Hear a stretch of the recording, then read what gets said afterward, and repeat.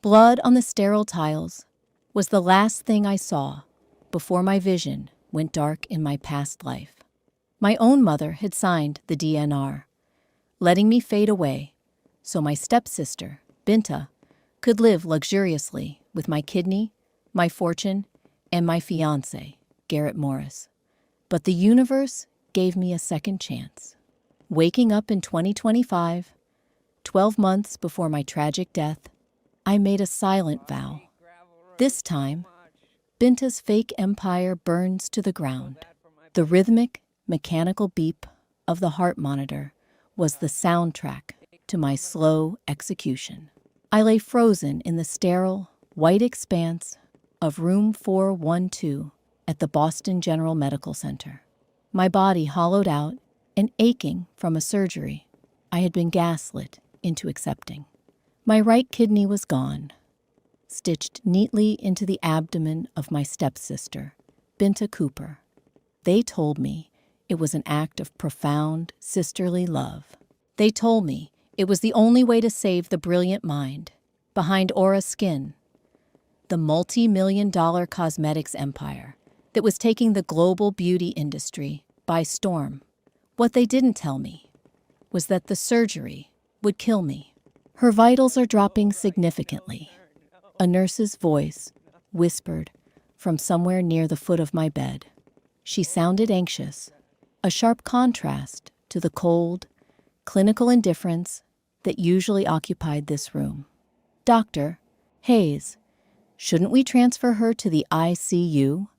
The remaining kidney isn't filtering properly.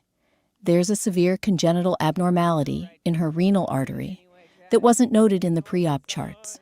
Dr. Lawrence Hayes, our family's trusted physician, a man who had attended my father's dinner parties for over a decade, cleared his throat. The sound was dry, completely devoid of empathy. Leave it for now, nurse. We are monitoring her closely. Focus your attention on the recovery suite next door. Binta's post-operative stability is our primary objective today. The board of Aura Skin is waiting for a press release. I tried to scream, to tear the oxygen mask from my face, to demand that someone look at me, but my muscles felt like liquid lead. The heavy sedatives they had pumped into my IV lines kept me securely anchored to my own slow demise. I was trapped inside a failing cage of bone and flesh, fully conscious but completely invisible. The door clicked open, and the scent of expensive French lavender and premium leather invaded the room. It was Miriam Cooper, my stepmother, followed closely by Garrett Morris, the man whose engagement ring still rested on my left hand, or at least I thought it did. When I glanced down with fading vision, my ring finger was bare. "Is it done?" Miriam asked, her voice sharp and transactional, completely lacking the frantic worry of a mother whose stepdaughter was slipping away. "The transplant was an absolute success," Dr. Hayes replied, his voice dropping to a low, conspiratorial murmur. "Binta's body is accepting the organ perfectly. As for Audrey, the complications we anticipated are manifesting. Her system is entering acute failure." Anticipated. The word formed in my mind, a sudden, horrifying realization shattering the remnants of my naive heart. They knew. They had always known. Garrett stepped forward, standing right beside my bed. He didn't look at my face. His eyes were fixed on the medical monitor, watching the digital green line wave erratically. He reached into his tailored suit pocket and pulled out a velvet box, sliding it casually away. "The press is already calling it a modern medical miracle," Garrett said, his voice smooth and cold. "The sacrificial sister saves the visionary CEO." Aura Skin's stock value just jumped 15% in after-hours trading. The public loves a redemption story. "Good," Miriam snapped, her manicured fingers tapping impatiently against her designer handbag. Make sure the legal team has the final transfer paperwork ready.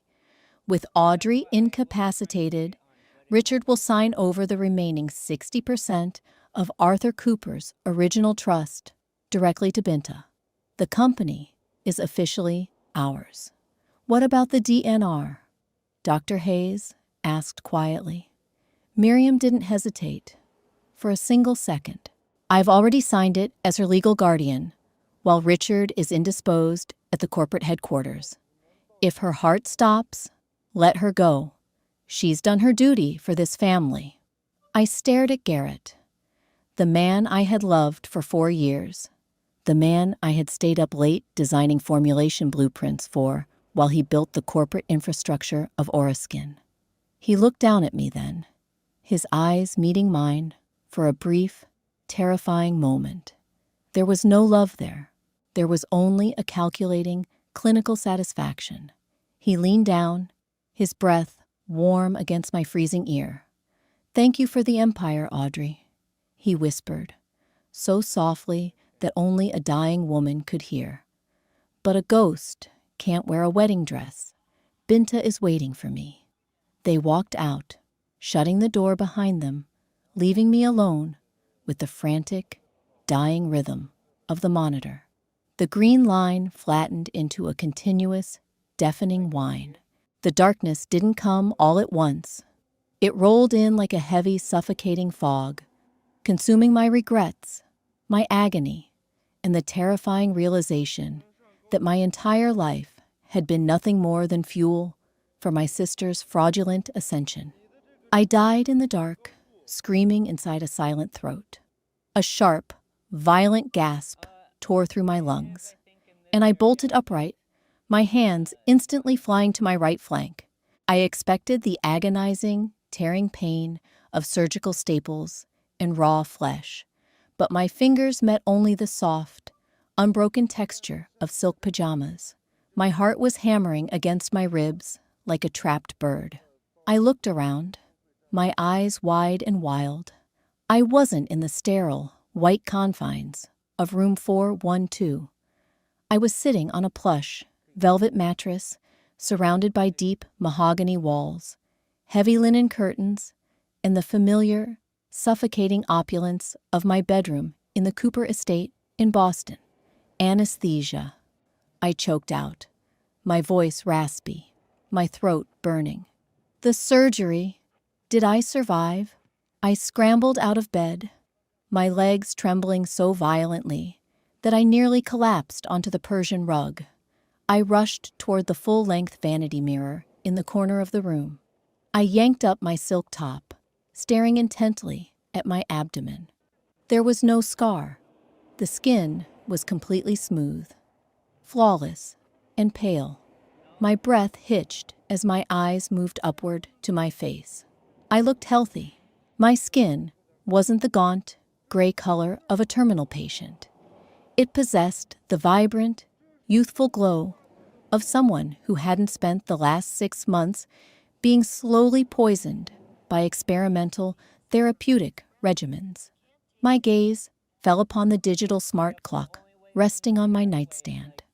The glowing white digits read May 20th, 2025, 7:24 a.m. I froze, the air leaving my lungs in a cold rush. May 20th, 2025. This was exactly 1 year before my death. This was the precise morning Dr.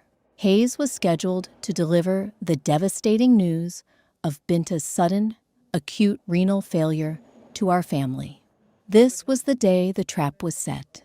Before I could fully process the chronological impossibility of what was happening, a rhythmic, patronizing knock echoed through my door. It was a sound I would recognize anywhere, a knock that always preceded a demand. Audrey, darling, are you awake? The door opened without waiting for an invitation. Miriam Cooper stepped into the room, looking immaculate in a cream-colored Chanel suit, her diamond earrings catching the morning sunlight. She held a fine porcelain teacup in one hand, her face carefully schooled into an expression of profound, manufactured grief. "Oh, thank goodness you're up," Miriam sighed, walking over to press a cold, dry kiss against my cheek. The scent of her French lavender perfume made my stomach violently turn. "We've been waiting downstairs for you. Something terrible has happened." I forced my hands into fists behind my back to keep them from shaking. The raw, primal urge to wrap my fingers around her throat was overwhelming, but the cold, analytical voice of survival drowned it out. "Play the part," I told myself. "If they know you remember, they will change the strategy. Play the naive, self-sacrificing fool they think you are." "What's wrong, Mom?" I asked, forcing my voice to tremble, letting my lower lip quiver just enough to look vulnerable. "Is it Dad?" No. Richard is fine," Miriam said, stepping back and wiping a non-existent tear from her perfectly contoured eye. "It's your sister. It's Binta. She collapsed at the laboratory late last night. Dr. Hayes just called with the preliminary lab results from the private clinic. Her kidneys. Oh, Audrey, it's horrific. They're failing completely. He says she needs an immediate donor match, or she won't survive the year." The script was identical. Every word, every theatrical sigh was a perfect carbon copy of the conversation from my past life.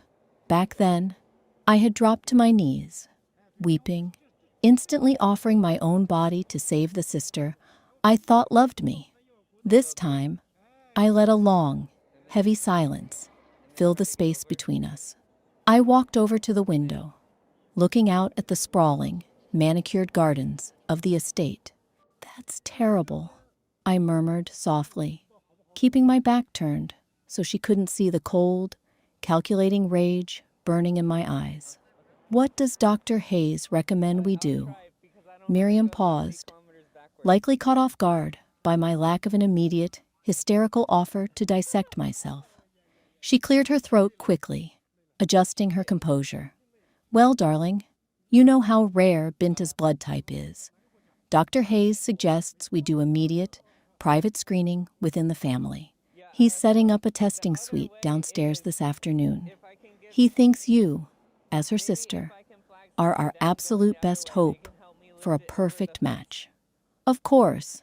I turned around, painting a sweet, compliant smile across my face. "Family comes first, right? I'll do whatever it takes to save my sister, Mom. Tell Dr. Hayes I will be the first in line for the test." Miriam's face lit up with a flash of triumphant satisfaction, a look she quickly tried to suppress beneath another mask of sorrow. "You are such a good girl, Audrey. Truly, the anchor of this family. Come downstairs soon. Garrett is arriving with the legal team to discuss the corporate security measures while Binta recovers." The moment the heavy oak door clicked shut behind her, the sweet smile vanished from my face, replaced by a cold, deadly sneer. I rushed to my desk, powering on my heavily encrypted laptop. In my past life, I was a quiet, background researcher, the master formulator who preferred the quiet solitude of the laboratory to the bright lights of the corporate boardroom. I had built the entire chemical foundation of Aura Skin, creating the proprietary botanical lipid matrix that cured advanced dermatitis and turned our products into global bestsellers. But because I hated public speaking, I let Binta present the formulas as her own creations. I let her become the genius billionaire innovator, while I remained a ghost in the machine. I logged into the secure server of Cooper and Cummer Enterprises, bypassing the administrative firewalls I had helped design. My grandfather, Arthur Cooper, had founded the original pharmaceutical firm before he died. His will was incredibly specific, a legal fortress constructed to protect his true legacy. I unearthed the document, scrolling through the dense legal jargon until I found the specific clause I was looking for: the controlling 60% block of voting shares in Cooper & Co. and any subsequent subsidiaries or consumer brands derived from its patents shall vest entirely in my granddaughter, Audrey Cooper, upon her 26th birthday, provided she is capable of maintaining administrative oversight. Should she become medically incapacitated, terminally ill, or pass away without direct biological heirs, said shares shall automatically revert to the General Board, effectively managed by Richard Cooper and his appointed executive successors. My 26th birthday was exactly 3 months away. The pieces of the puzzle locked together with a terrifying, crystalline clarity. Binta wasn't dying. She didn't need my kidney because of a medical emergency. This entire scenario was a meticulously coordinated corporate execution. They needed me medically incapacitated or dead before my birthday so that the multi-billion-dollar empire of Aura Skin would never fall into my hands. Dr. Hayes was providing the fraudulent medical documentation. Miriam was managing the emotional manipulation. And Garrett was the prize Binta wanted to share the throne with. "You want an empire?" I whispered to the empty room, my fingers flying across the keyboard as I began downloading every single proprietary formula, every patent document, and every scrap of financial data onto an untraceable, external hardware drive. "I'm going to let you build it. I'm going to let you elevate it to the absolute highest heights. And right when you think you own the world, I am going to pull the thread that unravels your entire existence." 3 months flew past, like a blur of high-stakes theater. I played my role to absolute perfection. I allowed Dr. Hayes to draw my blood. I feigned immense relief when he announced to the family that I was a 1 in a million perfect match for Binta, and I sat through countless family dinners listening to my father, Richard, praise Binta's bravery while completely ignoring the fact that I was the one preparing to give up an organ. I also discovered, through a hidden keystroke logger I installed on Garrett's phone during a weekend visit, that he and Binta had been sleeping together in our private laboratory penthouse for over 2 years. They laughed about my naivety in text messages, calling me their personal organic warehouse. But tonight was the night the first phase of my counterstrike began. The Grand Ballroom at the Fairmont Copley Plaza was a sea of glittering diamonds, flowing champagne, and the elite of Boston high society. It was the annual Aura Skin Global Charity Gala, a massive PR event designed to launch Binta's new ultra-luxury anti-aging line, Aura Immortal, and to publicly cement her image as the tragic, courageous icon of the beauty world. I stood near the edge of the ballroom, dressed in a simple, elegant, midnight blue silk gown.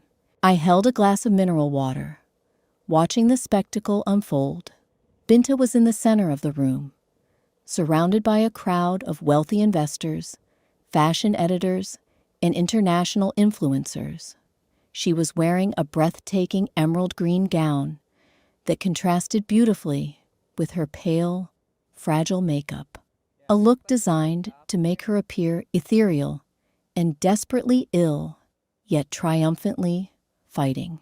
She held a glass of vintage champagne, laughing vivaciously before taking a delicate sip. Interesting, I thought, a cold smile touching my lips.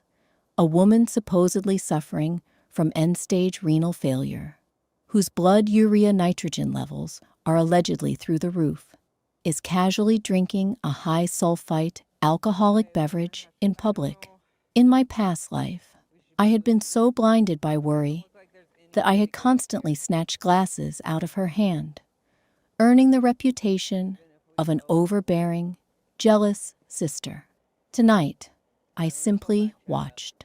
Garrett was at her side, his hand resting flat against the small of her back, just an inch lower than what was appropriate for a brother-in-law to be. His eyes followed her every move with a predatory, ambitious hunger. Ladies and gentlemen, distinguished guests, if I could please have your attention. My father's voice boomed through the high-end audio system. Richard Cooper stepped onto the raised mahogany stage at the front of the room, a microphone in hand.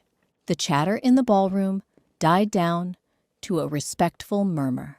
Tonight is not just a celebration of Aura Skin's unprecedented global success, Richard said, his voice swelling with pride. It is a celebration of resilience. As many of you know, my brilliant daughter, our CEO Binta, has been fighting a quiet, heroic battle with a severe, life-threatening illness. But true innovation cannot be suppressed by physical hardship. The crowd offered a polite, emotional round of applause. Binta lowered her head modestly, leaning slightly into Garrett's shoulder for dramatic effect.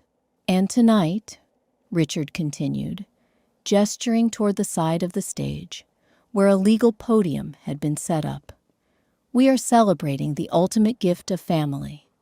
Before we announce the global release of Aura Immortal, we are going to witness a moment of pure, selfless love. My oldest daughter, Audrey, has stepped forward as a perfect medical match. Tonight, right here in front of our Aura family, she will officially sign the formal medical intent and corporate succession protocols, ensuring that our company remains united and strong before the historic surgery next week. A spotlight cut through the dim lighting of the ballroom, blinding me as it locked onto my position. The crowd turned, parting like the Red Sea, staring at me with expressions of patronizing admiration. Audrey, darling, please come up. Miriam's voice echoed from the front row, her hands clapping delicately, her eyes flashing a dangerous warning. Get up there and sign your life away, her eyes said. I set my glass down on a passing waiter's tray. I took a deep breath, smoothing down the fabric of my dress, and walked forward. My heels clicked rhythmically against the polished marble floor, sounding like a death toll for the people standing on that stage. As I ascended the stairs, Garrett stepped forward, offering me his hand with a charming, deceptive smile. I bypassed his hand entirely, walking straight past him to the microphone stand. The corporate notary, a nervous man named Mr. Harrison, stood by the podium, holding a gold Mont Blanc pen and a thick stack of legal documents. The very documents that would transfer my grandfather's 60% controlling interest to my father and Binta due to my voluntary medical sabbatical. Thank you, Father, I said into the microphone, my voice clear, steady, and completely devoid of the timid shaking they expected. I looked out at the sea of faces, noticing the high-profile tech investors from Vanguard Holdings sitting in the front row. I know you all expect me to sign these documents tonight, I continued, reaching down and picking up the thick, leather-bound folder. I turned it over in my hands, letting the cameras zoom in on it. But I'm afraid there has been a significant change of plans. A tense, sudden silence fell over the grand ballroom. The polite smiles on my father's and stepmother's faces frozen instantly. Binta's glass of champagne rattled slightly against her manicured nails. Audrey, Richard muttered under his breath, stepping closer to me, his voice a low, terrifying growl that didn't carry to the microphone. "What the hell do you think you're doing? Stick to the script." I ignored him entirely, looking directly into the primary media camera, streaming live to our global distributors. "I cannot sign these consent forms for the kidney donation," I announced clearly, my voice echoing off the high ceilings. "Because according to the independent medical evaluation I underwent yesterday afternoon at the Columbia Medical Center in New York, I am completely incompatible with my stepsister." "What?" Binta gasped out loud, her fragile facade slipping for a fraction of a second, exposing a look of raw, unadulterated panic. "In fact," I continued, pulling a sealed, certified medical dossier from the elegant clutch purse I had left at the podium earlier, "the lab results are quite extraordinary. They indicate that Binta's blood chemistry and tissue markers are completely unique. So unique, in fact, that the initial charts provided by our family physician, Dr. Lawrence Hayes, appear to belong to an entirely different patient." I turned toward the massive digital projection screen behind the stage, the screen that was supposed to display the promotional video for Aura Immortal. I pressed a small remote hidden in the palm of my hand. The screen flashed, but it didn't show the luxury skincare bottles. Instead, it displayed a side-by-side comparison of two medical charts. On the left was the official chart from Boston General showing Binta's severe renal failure. On the right was a verified, real-time comprehensive blood and metabolic panel taken from an independent laboratory just 48 hours ago, showing that Binta Cooper's kidney function was operating at a perfectly healthy, flawless 112%. The ballroom erupted into instant chaotic murmuring. Cameras flashed frantically. The investors from Vanguard Holdings stood up from their seats, their faces grim. "This is an absolute lie," Miriam shrieked, breaking decorum as she rushed onto the stage, her face twisted with rage. "Audrey is mentally unstable. She's jealous of her sister's success. Security, remove her immediately." "Don't touch me," I said, my voice dropping to a cold, authoritative register that made the approaching security guards hesitate. I looked directly at Garrett, whose face had gone completely pale, his eyes darting toward the exits. "The empire you built on my formulas is beautiful, Binta," I whispered, loud enough for the microphone to catch it as I stepped away from the podium. "But a house built on quicksand doesn't survive the storm. Enjoy the evening, everyone." I walked off the stage, leaving the Cooper family standing in the blinding glare of the flashing press lights, surrounded by the first loud, crumbling cracks of their own deceitful empire. Chaos is a beautiful symphony when you are the one holding the conductor's baton. As I glided out of the Fairmont Copley Plaza, the frantic shouts of reporters and the sound of shattering champagne glasses echoed behind me like a standing ovation.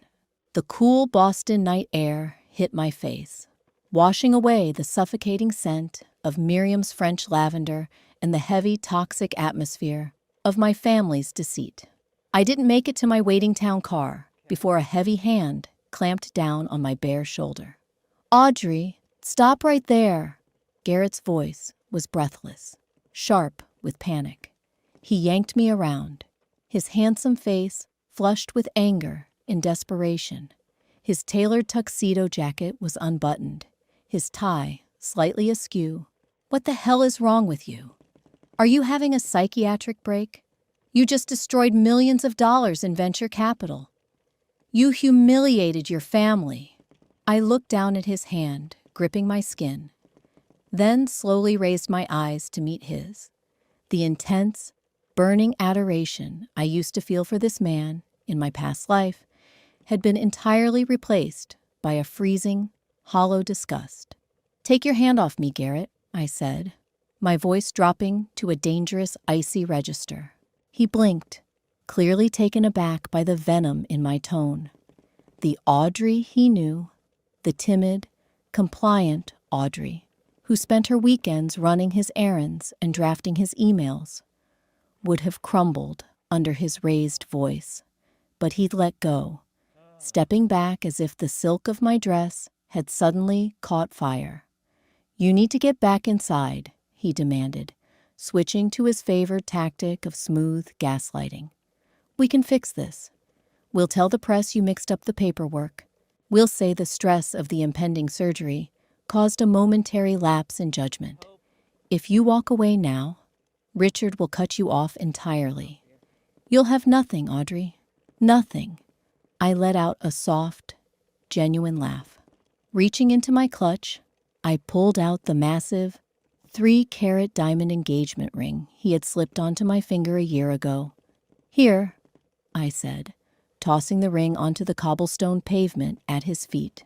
It bounced once, the diamond catching the street lamp's glow before settling into a dirty puddle. "Give it to Binta. I'm sure it will look stunning on her when you two are sneaking around the laboratory penthouse. Though, you might want to get the band resized. Her fingers are a bit thicker than mine, aren't they?" Garrett's face drained of all color. His jaw slacked, his eyes widening in absolute terror. How? How did you—" "I know everything, Garrett." I leaned in close, enjoying the smell of fear radiating off him. "I know about the 2 years of infidelity. I know about the falsified medical records Dr. Hayes generated.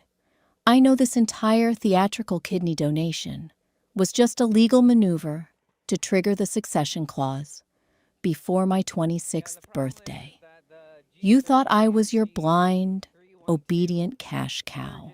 I stepped back, signaling my driver to open the door of the sleek, black sedan. "Tell my father," I said over my shoulder, "that I will be moving out of the estate tonight. And tell Binta she better find a new head chemist. Let's see how long her genius lasts when she actually has to read a beaker." I slid into the car, leaving Garrett standing paralyzed on the curb, staring at the discarded diamond ring as my car sped away into the night. The next morning, I didn't waste a single second grieving the family I had just detonated. I had exactly 12 weeks until my 26th birthday. 12 weeks to ensure that when I inherited the controlling shares of Cooper & Co., the company was cleansed of the parasites feeding on it. But to execute a hostile takeover against my own father, I needed a shark. I found one in Nathaniel Croft. Nathaniel was a ruthless, independent venture capitalist with a reputation for dismantling corrupt corporate boards. More importantly, he had a long-standing, bitter vendetta against Richard Cooper, who had undercut him on a massive pharmaceutical merger a decade prior. I met him in the private dining room of an exclusive, subterranean club in the financial district. Nathaniel sat across the heavy oak table, swirling a glass of neat scotch. He was a striking man in his early 30s, with sharp, predatory features and eyes that missed absolutely nothing. "I have to admit, Ms. Cooper," Nathaniel drawled, sliding a thick dossier across the table, "when I saw the footage of you torpedoing your sister's charity gala last night, I assumed it was a standard family squabble over trust funds. But looking at the proprietary data you securely encrypted and sent to my servers this morning, you aren't just squabbling. You're orchestrating a bloodbath. Aura Skin is built on a lie, Mr. Croft," I said simply, taking a sip of my black coffee. "The botanical lipid matrix that cures dermatitis and powers their entire flagship line? Binta didn't invent it. I did. And because my father was so focused on building Binta's public image, they never actually cross-referenced the original patent filings. Nathaniel raised an eyebrow, genuinely intrigued. Go on. I filed the core patents under a shell company I established 3 years ago, I explained, sliding a single sheet of paper across the table. Aura Skin has been operating under a licensing agreement they don't even know exists. An agreement that requires the signature of the patent holder, me, to renew every fiscal quarter. The next quarter starts in exactly 2 weeks. When I refuse to renew, they will be legally barred from manufacturing a single bottle of their best-selling product. A slow, wicked smile spread across Nathaniel's face. He leaned forward, resting his elbows on the table. They are highly leveraged, Audrey. Richard took out a massive line of mezzanine debt to fund the global rollout of Aura Immortal. If their core manufacturing stops, they will default on those loans within 30 days. The stock will tank. They'll be vulnerable to an aggressive buyout. Exactly, I said, matching his smile. I want you to quietly buy up their debt through anonymous proxies. When the company inevitably begins to hemorrhage cash, I want to be the one holding the knife to their throats. In exchange, I will guarantee your firm exclusive distribution rights in the European market once I take the CEO position.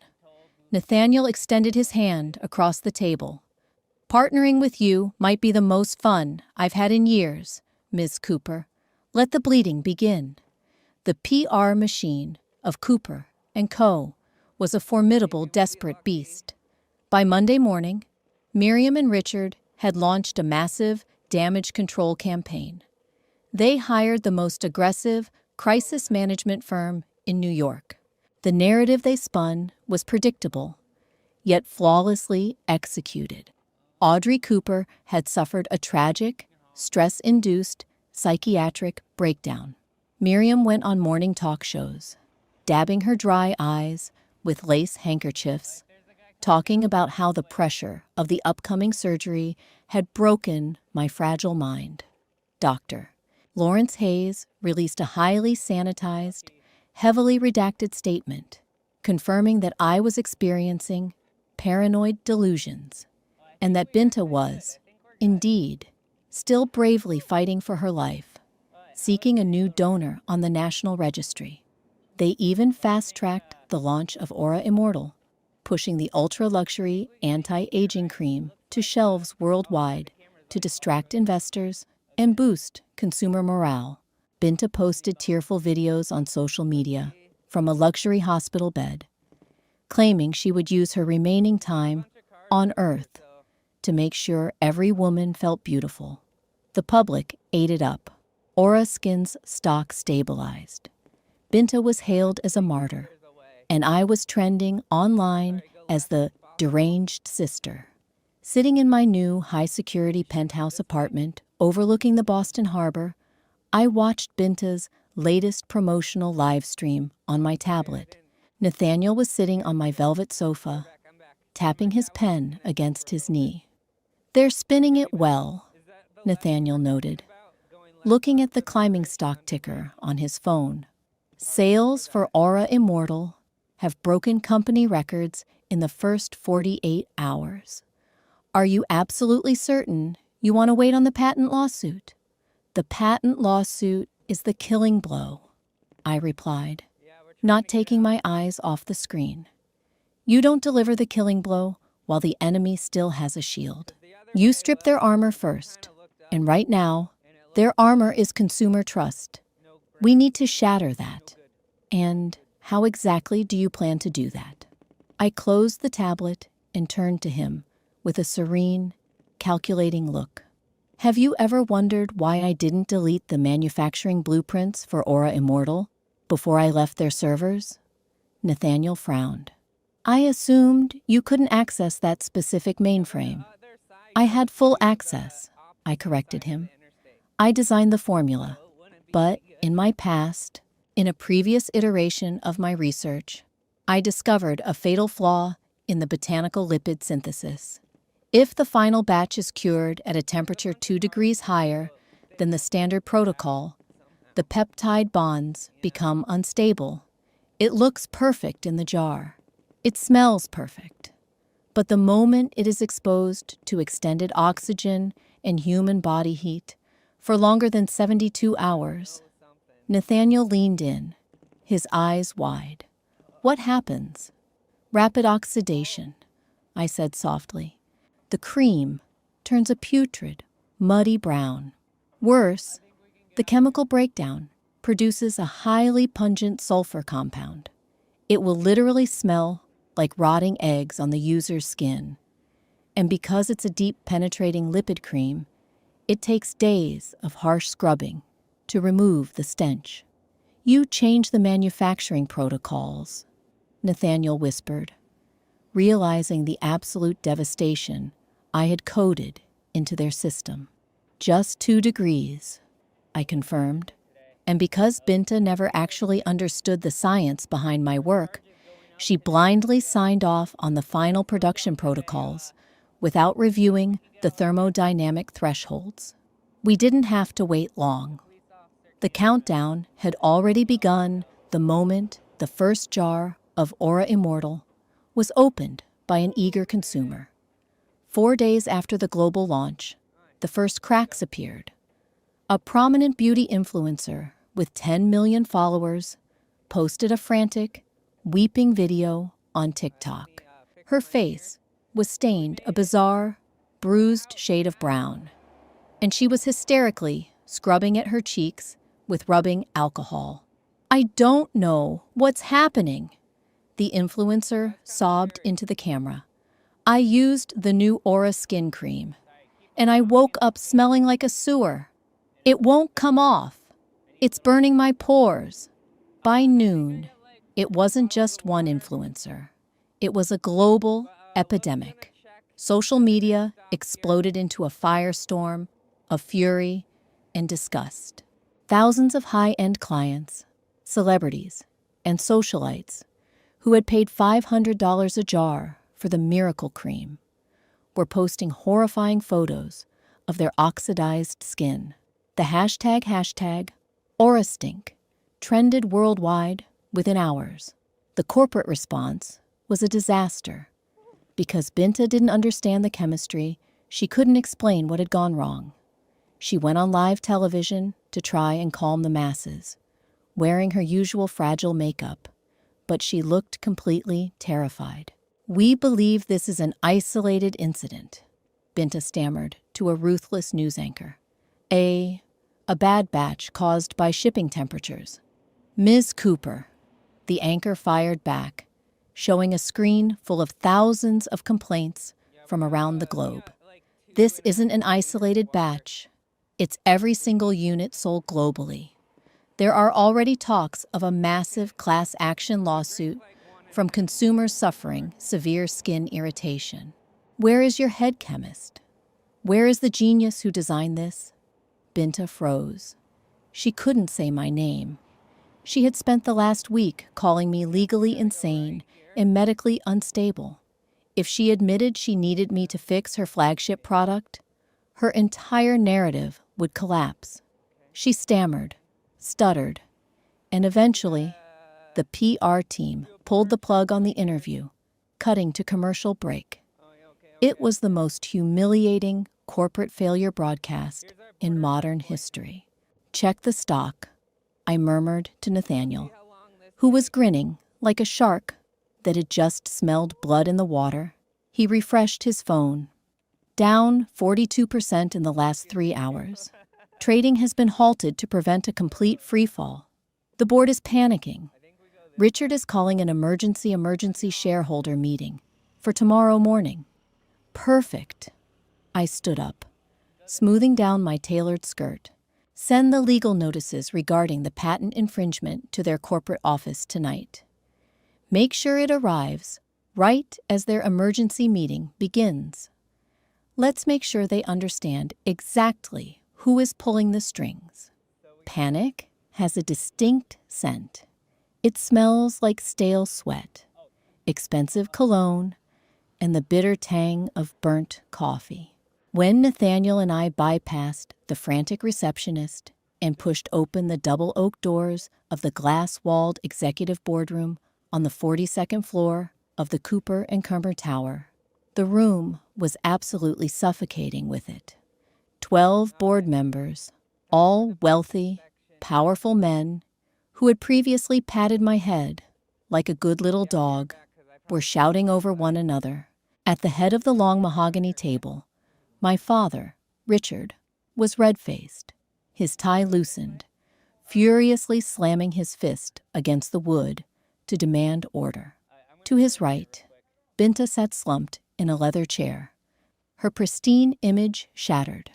Her hair was frizzy, her designer blouse wrinkled, and she was aggressively biting her thumbnails.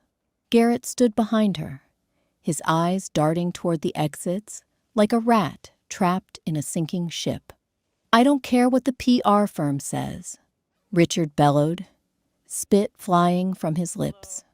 "We cannot issue a massive recall. It will trigger the default clauses on the mezzanine loans. We tell the public it's a dermatological purge phase. We stall for time. Stalling won't fix a fundamentally corrupted peptide bond, Father," I said loudly. The entire boardroom fell dead silent. 24 eyes snapped toward the doorway. I walked in slowly, my heels clicking against the hardwood floor with rhythmic precision. Nathaniel followed close behind, holding a sleek, silver briefcase and looking at the board of directors with the hungry amusement of a wolf stepping into a pen of tethered sheep. "Audrey," Richard hissed, his face instantly draining of color before flushing purple with rage. "Security is supposed to keep you out of this building. You are medically unstable. Get out of my boardroom before I have you arrested for corporate espionage." "Arrested?" I chuckled, pulling out a chair at the opposite end of the table and sitting down with casual elegance. "On whose authority?" "Yours. I think you'll find your authority is currently hemorrhaging along with your stock price." "Security!" Binta shrieked, jumping up from her chair, pointing a trembling finger at me. "Someone call security. She's the one who did this. She hacked the mainframe and ruined my formula." "Your formula?" I raised an eyebrow, crossing my legs. "That is a fascinating claim, Binta. Mr. Croft, would you mind sharing the morning mail with the board?" Nathaniel smiled, a terrifying, razor-sharp expression. He popped the latches of his silver briefcase and withdrew a stack of thick, legal-sized folders. He casually tossed them down the length of the polished mahogany table. They slid across the wood, stopping directly in front of the primary shareholders. "Ladies and gentlemen of the board," Nathaniel announced, his voice smooth and commanding. "My name is Nathaniel Croft. I represent a private equity syndicate that, as of 8 a.m. this morning, has purchased 100% of Cooper & Co.'s outstanding mezzanine debt from Vanguard Holdings and 3 other primary lenders. You owe us $300 million, and due to your stock plummeting below the agreed-upon threshold, we are officially calling in the loans immediately." A collective gasp echoed through the room. One of the older board members clutched his chest, sinking back into his chair. "You can't do that," Richard roared, slamming his hands on the table. "We have a 30-day grace period for stock volatility." "You did," Nathaniel corrected, tapping his watch, "until you breach the terms of your operational licenses. Which brings us to the second document in those folders." Richard tore open the folder in front of him, his eyes scanning the dense legal text. His hands began to shake violently. "What you are looking at," I said, leaning forward, resting my elbows on the table, "is a formal cease and desist order, coupled with a notice of patent revocation. The botanical lipid matrix that serves as the foundation for every single product Aura Skin manufactures is not owned by this company. It is owned by an independent LLC, of which I am the sole proprietor.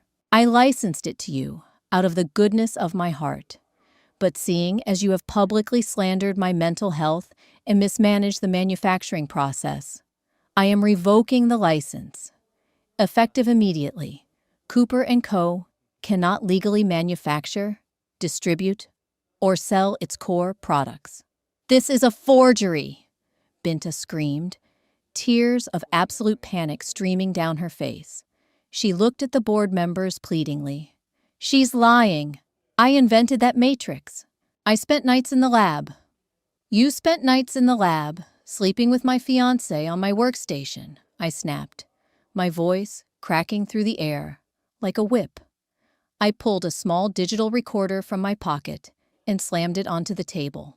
Would the board like to hear the audio recordings of the two of you mocking the investors? Or perhaps the text messages where Garrett admits you can't even balance a simple pH equation without my blueprints? Garrett took a sudden, massive step away from Binta, throwing his hands up in a gesture of pathetic surrender. Audrey, listen. I didn't want any of this, he stammered, his voice cracking. Binta made me do it. She manipulated me. She said if I didn't go along with the PR campaign, she'd ruin my career. I was trying to protect you from the inside. Binta whipped her head around, staring at the man she had stolen from me with absolute, horrifying betrayal. You coward, she shrieked, lunging at him, her manicured nails clawing wildly at his suit jacket. You told me we would rule this company together. The board members watched in stunned, horrified silence as the golden couple of the beauty industry physically wrestled in the corner of the boardroom, tearing each other apart over the ashes of their fraud. Quiet, Richard bellowed, pulling them apart. He turned to me, his chest heaving, his eyes desperate. The arrogant patriarch was gone, replaced by a broken, cornered old man. Audrey, please, you are my daughter. If you do this, if you call in this debt and revoke the patents, the company goes into immediate bankruptcy. We lose everything, the legacy of your grandfather. Do not dare invoke Arthur Cooper's name to me, I interrupted, standing up, the fury of 2 lifetimes burning in my chest.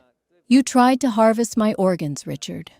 You and Miriam conspired to lock me in a surgical ward, medically incapacitate me, and let me die on an operating table so you could bypass my grandfather's succession clause. You didn't just try to steal my company. You tried to steal my life. The board members began frantically whispering to each other. The sheer criminality of my accusation finally penetrating the panic of the financial ruin. That is a vicious, psychotic lie, Richard sputtered, pointing a shaking finger at me. Binta is dying. Dr. Hayes confirmed her renal failure. Did he? I smiled. A cold, empty expression. I turned to Nathaniel. I believe it's time we transition to phase 2. Let's leave them to process the bankruptcy paperwork. I turned on my heel and walked out of the boardroom, leaving my father screaming my name, the sound completely drowned out by the frantic demands of his ruined board of directors. Flight 804 to Zurich was scheduled to depart from Logan International Airport at 9:30 p.m. Dr. Lawrence Hayes, looking nothing like the composed, elite physician who regularly dined at our estate, nervously adjusted the collar of his trench coat as he sat in the first-class departure lounge. He was sweating profusely, constantly checking his phone, jumping at every automated overhead announcement. He had good reason to run. 2 hours after the boardroom massacre, Nathaniel had leaked the financial collapse of Aura Skin to the Wall Street Journal, heavily implying that massive corporate fraud was at the center of the implosion. Going somewhere, Lawrence? Dr. Hayes violently flinched, dropping his boarding pass as I slid into the leather armchair directly across from him. He stared at me with wide, bloodshot eyes, looking as though he had just seen a ghost. In a way, he had. "Audrey," he choked out, his voice trembling. I have a medical conference in Switzerland. A sudden invitation. Save the lies for the medical board," I said quietly, leaning forward, sliding a manila envelope across the small glass table separating us. "Or, rather, the federal prosecutors." He stared at the envelope as if it were a bomb. Slowly, his shaking hands reached out and opened the flap. Inside were clear, high-resolution photographs of his private offshore bank accounts that had recently received 3 separate wire transfers of $2 million each from a shell corporation tied directly to Miriam Cooper. Alongside the bank statements were the real, unaltered blood panels for Binta from the private clinic, proving she was in perfect health, contrasted directly with the forged documents he had submitted to the hospital review board to authorize the transplant. Medical fraud, conspiracy to commit grievous bodily harm, and attempted murder. I listed the charges off with a calm, conversational tone. "You signed a do not resuscitate order, pushed by my stepmother, for a surgery you knew was medically unnecessary. When the FBI realizes you were paid $6 million to facilitate the lethal harvesting of my kidney, you won't just lose your license, Lawrence. You will die in a maximum security federal penitentiary." Hayes began to hyperventilate. He clutched his chest, his face turning an alarming shade of gray. "Miriam made me do it," he gasped, tears of terror leaking from his eyes. "She said Richard would ruin my practice if I didn't comply. They needed you out of the way before your 26th birthday. I never wanted to hurt you, Audrey. I was just trapped. We are all trapped by the choices we make," I replied coldly. "But tonight, I am giving you a key. You have exactly 1 hour before this plane leaves." "What do you want?" he pleaded, openly weeping now in the middle of the VIP lounge. "I don't want your confession in private," I said, standing up. "I want it public. Tomorrow morning at 10 a.m., Nathaniel Croft is hosting a press conference at the Boston Harbor Hotel. You are going to stand at that podium, under oath, and you are going to explain exactly how Richard, Miriam, and Binta Cooper paid you to fabricate a terminal illness. You are going to hand over every email, every text, and every recorded phone call you have with them. If you do that, my legal team will ensure you get immunity from the attempted murder charges. You'll serve time for the fraud, but you'll live." I leaned in, my face inches from his sweating forehead. "But if you get on that plane to Zurich, I will release these documents to Interpol, the FBI, and the New York Times before you even reach cruising altitude. You will be arrested on the tarmac." I walked away without waiting for his answer. I knew a coward when I saw one. Dr. Hayes would sing like a canary to save his own skin. The next morning, the world effectively stopped turning for the Cooper family. I watched the press conference live from Nathaniel's office. Dr. Hayes stood at the podium, looking utterly broken, and dismantled the brave Binta narrative piece by piece. He released the real medical charts. He confessed to the wire transfers. He admitted that the entire kidney transplant was a legally sanctioned assassination attempt, disguised as a medical miracle. The fallout was apocalyptic. Within minutes of the broadcast ending, the Federal Trade Commission announced a massive investigation into Aura Skin for defrauding investors. The GoFundMe and charity campaigns Binta had launched for her medical foundation immediately triggered wire fraud charges from the Department of Justice. I flipped the channel to a local news station just in time to see a swarm of FBI agents in windbreakers storming the wrought iron gates of the Cooper estate. The camera zoomed in, capturing a frantic, hysterical Miriam being led out the front doors in handcuffs. Her immaculate Chanel suit was disheveled, her makeup running down her face in dark, ugly streaks. She was screaming at the cameras, cursing my name, cursing her husband, cursing the world. Richard followed shortly after, looking hollowed out, staring blankly ahead as an agent pushed his head down to guide him into the back of a black SUV. "Checkmate," Nathaniel murmured, standing beside me, holding 2 crystal glasses of expensive champagne. He handed one to me. "The board of directors just formally ousted your father. The shares have bottomed out. My equity firm is initiating the hostile takeover at pennies on the dollar. As per our agreement, once the dust settles and the SEC clears the restructuring, you will be named CEO and majority shareholder of the newly rebranded entity." I took the glass, feeling the cool crystal against my fingers. I thought about the cold, sterile hospital room where I had died.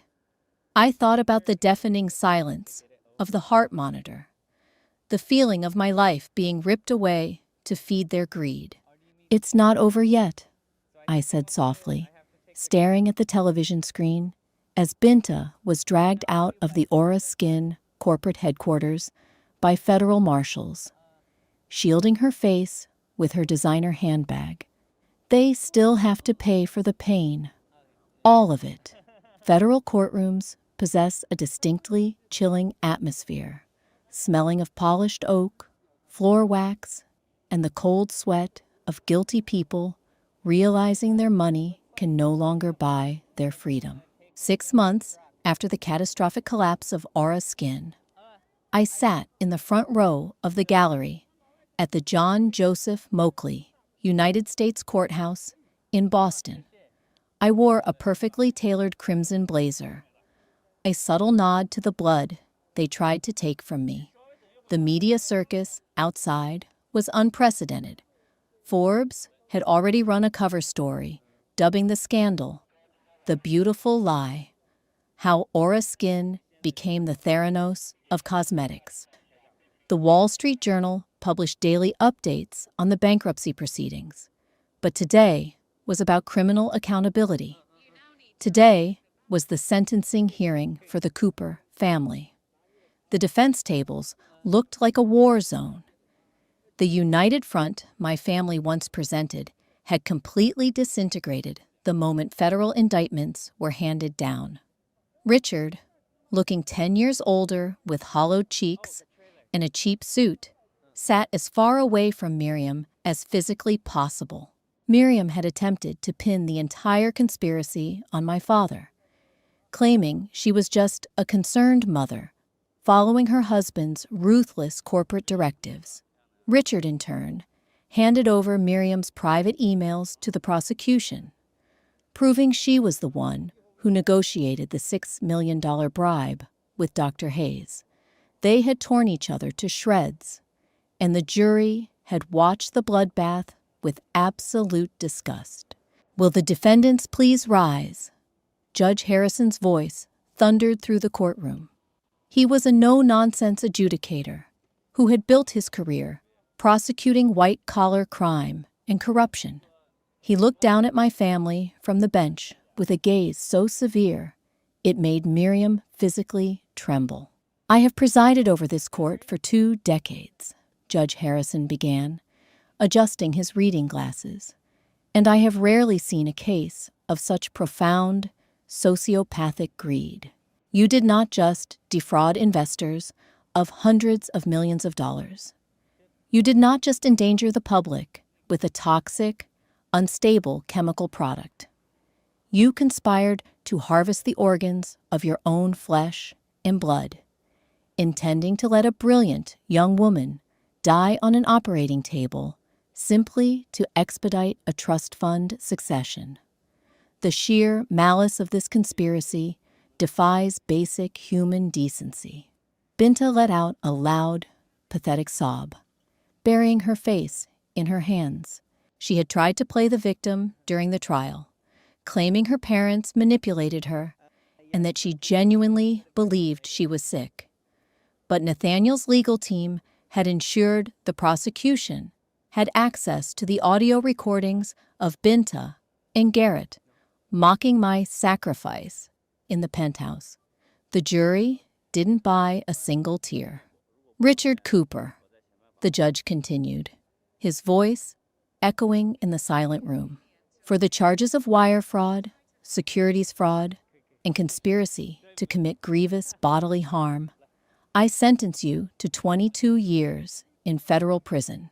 Miriam Cooper, for your role in orchestrating the medical fraud, in bribing a licensed physician, I sentence you to 20 years at the Danbury Federal Correctional Institution. Miriam's knees buckled.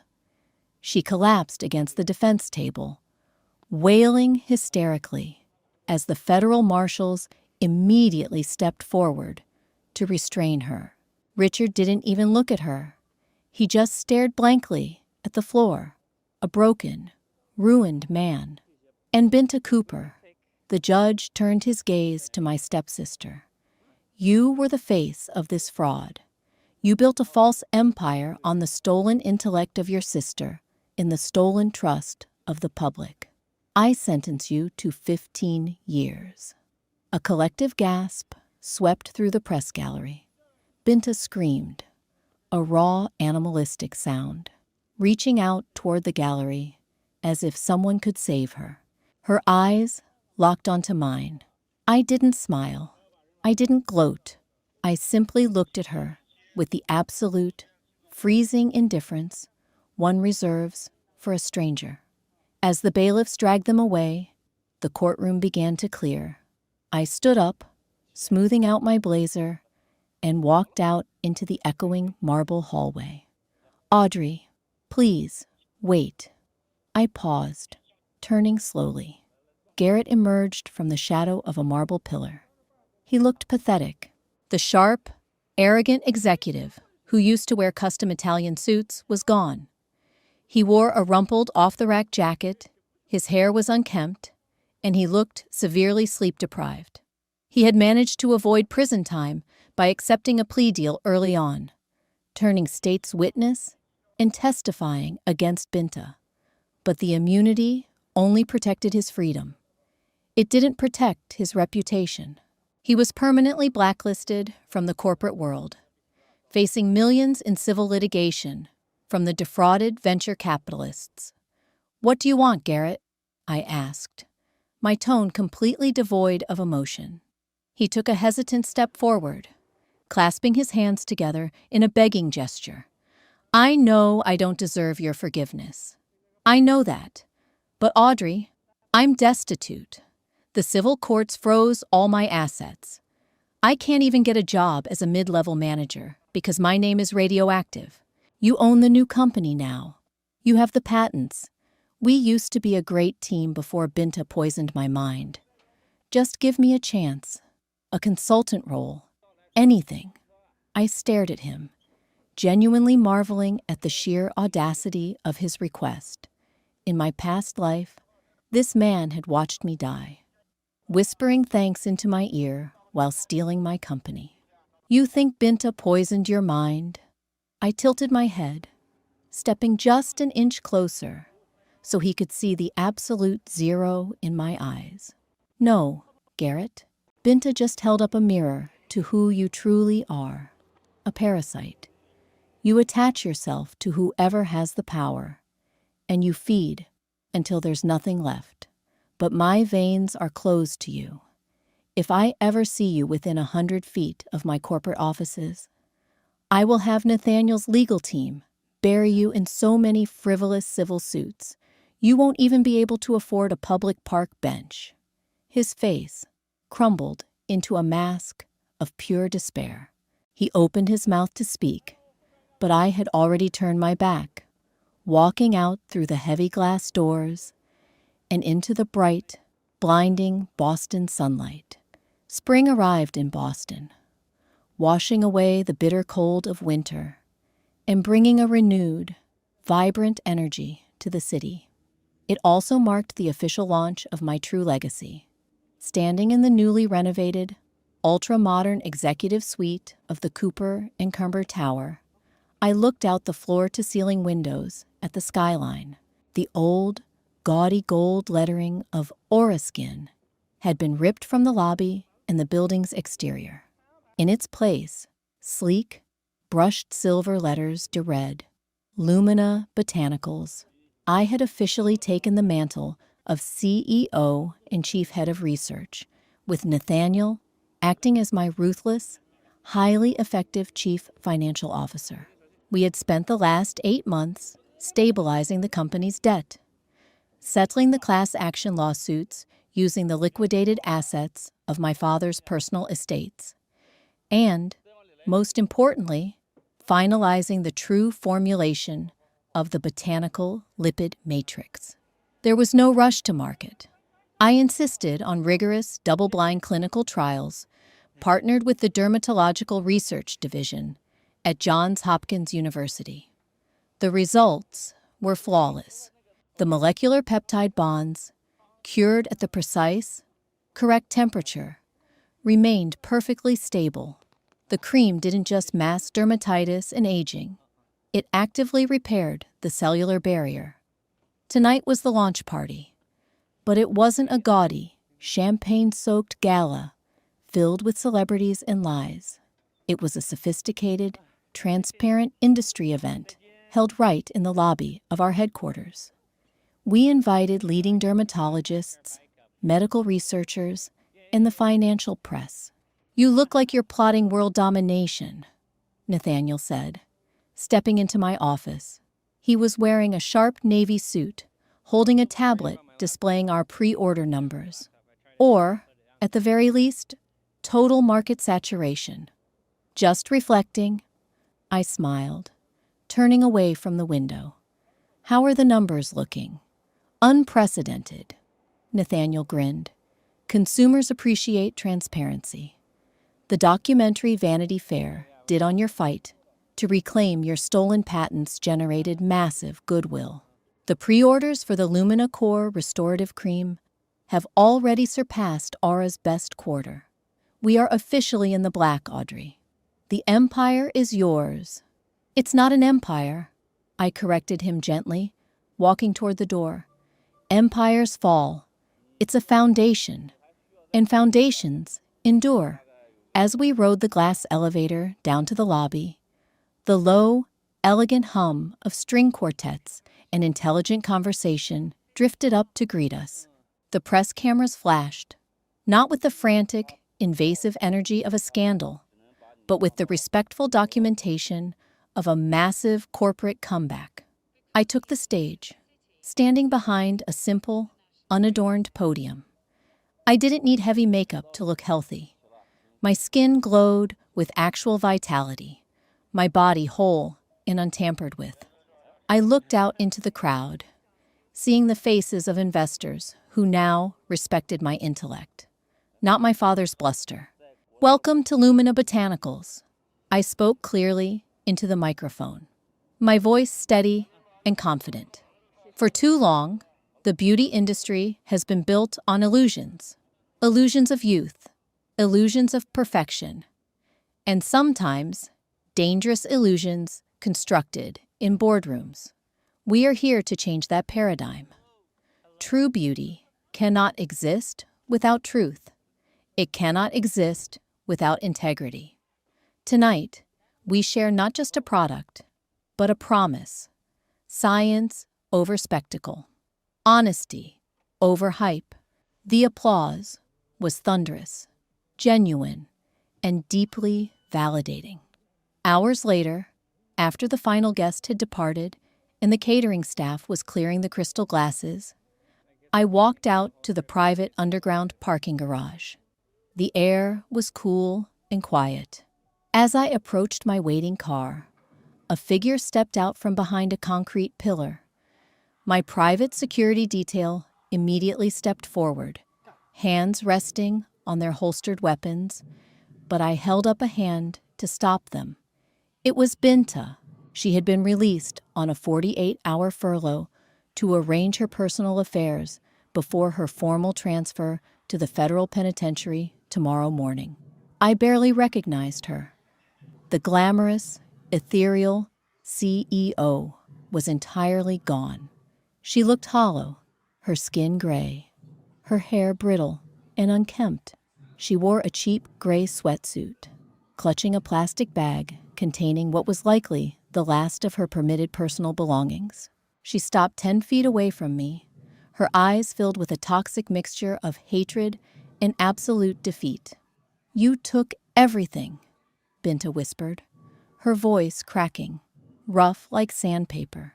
"You stole my life. You stole my company." "I took back what was mine," I replied, my voice perfectly calm, ringing out in the empty concrete garage. "You built a castle out of my blueprints, Binta. I just removed the cornerstone. I'm going to a cage tomorrow," she sobbed, tears cutting through the grime on her cheeks. 15 years, Audrey. I'll lose my youth. I'll lose everything. You lost everything the day you decided my life was worth less than your ambition," I said, stepping slightly closer, looking deeply into her ruined eyes. "You wanted a medical tragedy for the cameras. Now you have a real tragedy. Enjoy the reality you created." I turned my back on her for the final time. I slid into the leather seat of my car, the door shutting with a heavy, definitive thud, blocking out the sound of her frantic, echoing sobs. As the car drove up the ramp and merged onto the illuminated Boston streets, I didn't look back. The ghost of my past life was finally laid to rest in a federal cell, and the road ahead was brilliantly, undeniably mine. Did you love this story of ultimate revenge and rebirth? If Audrey's fight for justice kept you on the edge of your seat, smash that like button to support the channel. We bring you the most intense, dramatic, and satisfying revenge stories every single week. Don't forget to share this video with a friend who loves a brilliant plot twist, and hit subscribe so you never miss out on our next thrilling narrative. Drop a comment below telling us what you would have done if you were in Audrey's shoes. See you in the next one.